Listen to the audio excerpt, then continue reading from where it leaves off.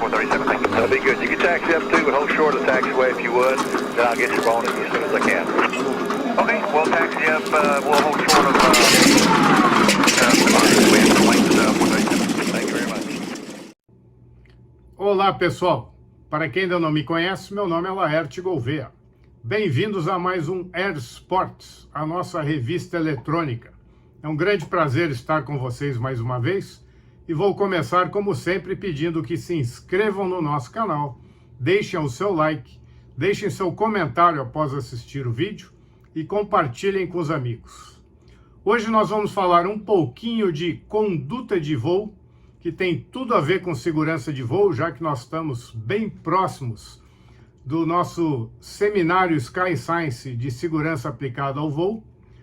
E depois vou falar de um assunto que me veio à cabeça quando eu estava separando os livros que eu fiz a apresentação para vocês no último programa.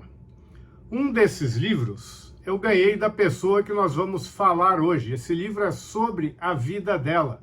Nós vamos falar sobre Anésia Pinheiro Machado, que me deu de presente esse livro com uma tremenda dedicatória, que é sobre a vida dela.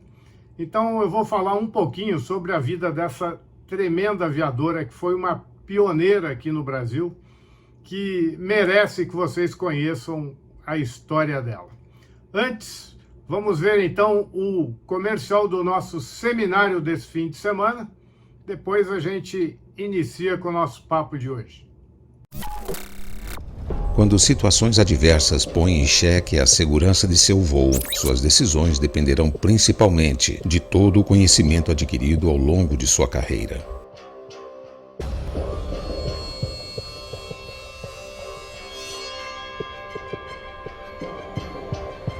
Os seminários Sky Science são diferentes de tudo o que você já viu sobre segurança na aviação.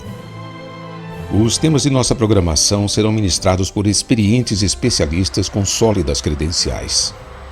Aqui você obterá informações e dicas que somarão à sua experiência para que sua carreira siga um curso seguro e com você no controle de todas as situações.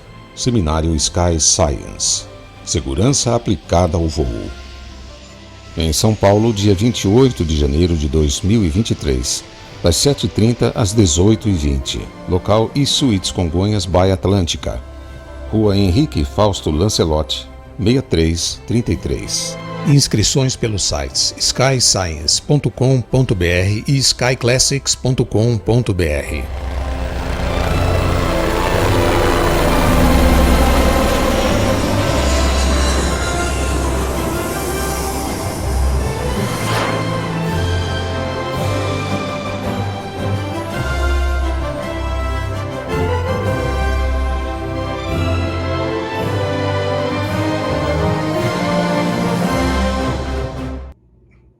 Bom, pessoal, como eu disse, nosso primeiro assunto de hoje vai ser conduta de voo.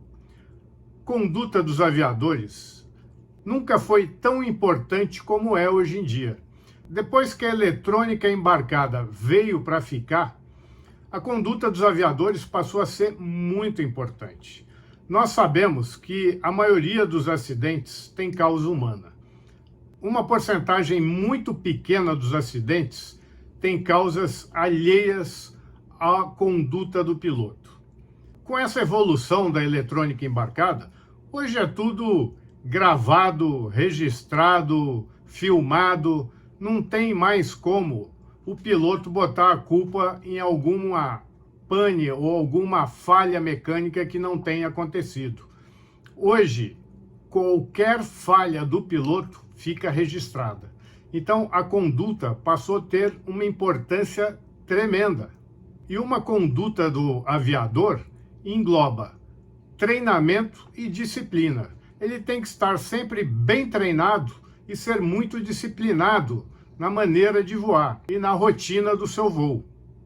Ele tem que ser disciplinado na sua conduta como piloto, como aviador, tem que ter uma conduta na comunicação com o controle, e tem que ter uma conduta pessoal de obtenção de conhecimento. O conhecimento é que faz toda a diferença na hora do aviador tomar uma decisão numa situação crítica.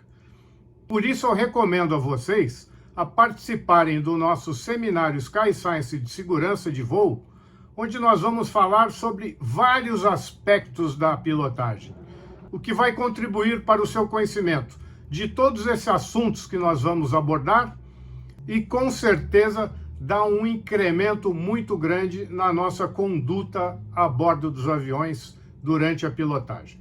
Então eu aguardo vocês lá.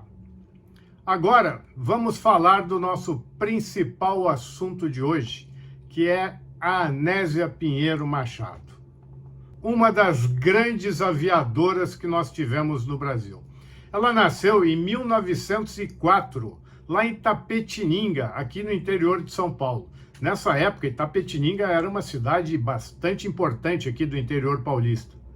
E em 1920, quando ela tinha 16 anos, houve uma festa do Divino na cidade dela, que era uma festa muito comemorada lá todos os anos.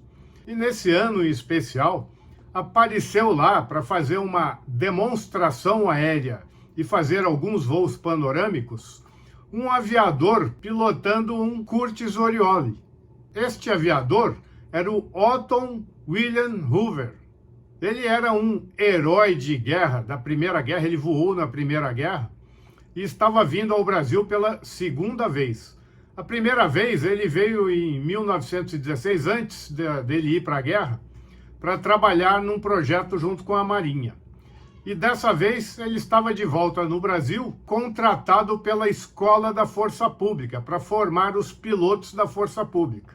E ao chegar na cidade, quando ele fez alguns sobrevoos antes de pousar, uma menina de 16 anos ouviu aquele ronco do motor de 150 cavalos do Curtiss, ficou impressionada com aquele avião voando. Ela nunca havia visto um avião voando antes. Ela viu aquele avião voando e já correu para o local de pouso. Chegou lá, ficou maravilhada com o que viu. E quando ela percebeu que o piloto falava inglês, ela que já tinha um conhecimento bastante sólido no inglês, começou a conversar com ele. Ele achou ótimo, porque ela passou a ajudar ele durante o dia com as cobranças dos 50 mil réis, que era o voo panorâmico na época, e nas conversas que ele tinha que ter com o pessoal da cidade, acabou ficando amigo dela. E aí, no final do dia, para ele recompensar aquela menina prestativa, a levou para fazer um voo. Foi o primeiro voo da vida e após o pouso, ela já estava contaminadíssima pelo aerococcus, né? Claro. Passaram-se alguns meses, pousa de novo um outro avião com motor falhando na cidade. A Anésia novamente vai correndo lá ver quem era e do que se tratava. E tratava-se do capitão Buzzi, que tinha acabado de pousar com uma pane no motor do seu Caudron. A Anésia se apresenta, acompanha o concerto que ele mesmo fez no avião e no final do dia ele convida para fazer o voo de experiência. E esse foi o segundo voo da Anésia. Ela não se preocupou nem com o risco que estava correndo. Imagina, o cara pousou em pane, ele mesmo consertou o motor, que naquela época era muito normal. Para você voar, você tinha que ter conhecimento de mecânica aeronáutica. E ela embarcou e foi lá voar com ele. Quando voltou mais contaminada ainda, né?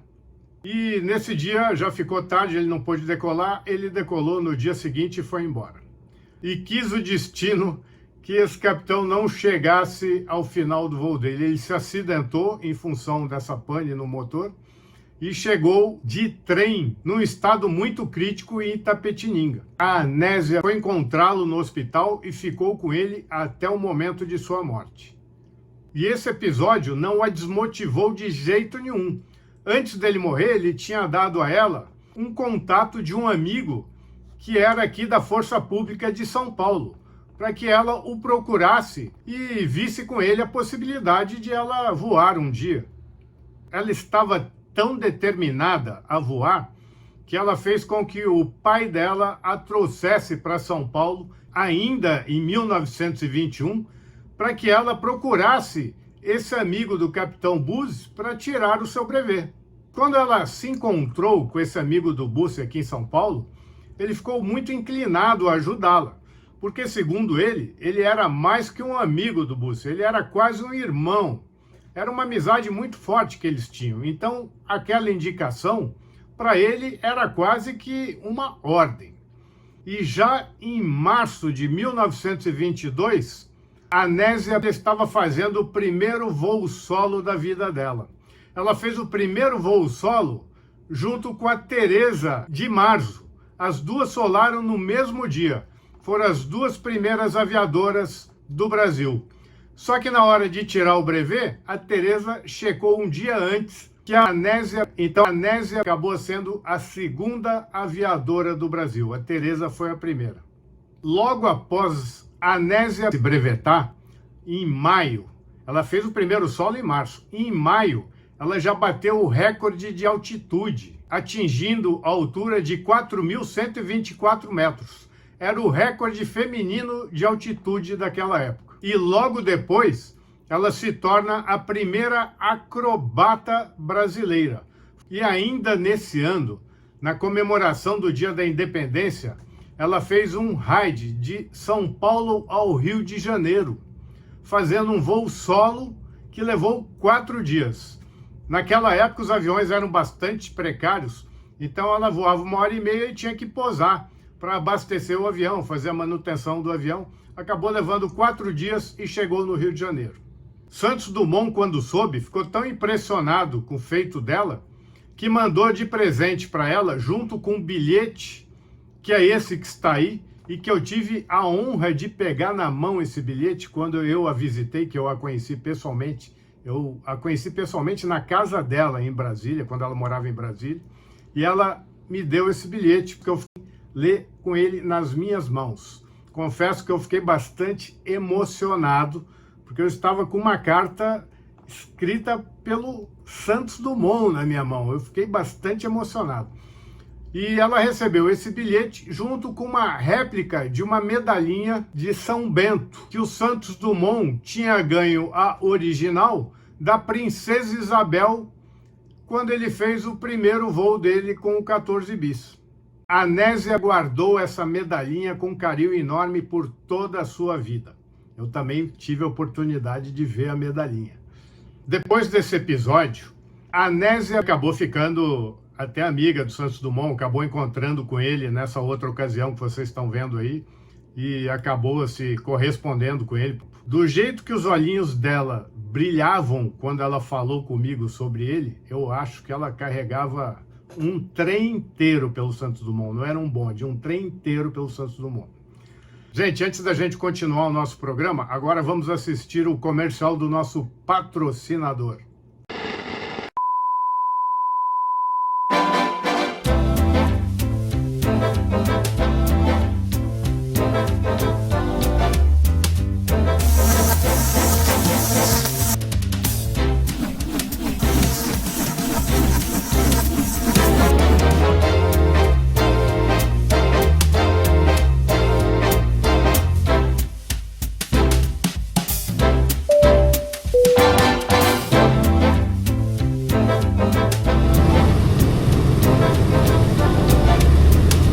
skyclassics.com.br.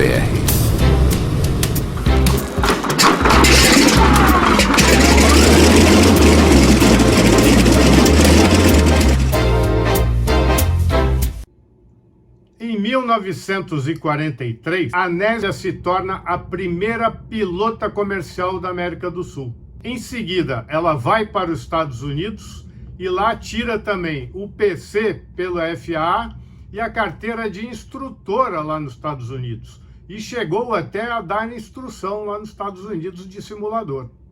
Mas o feito mais marcante ela fez aos 47 anos, em 1951, quando ela veio de Nova York até o Rio de Janeiro pela Rota do Pacífico.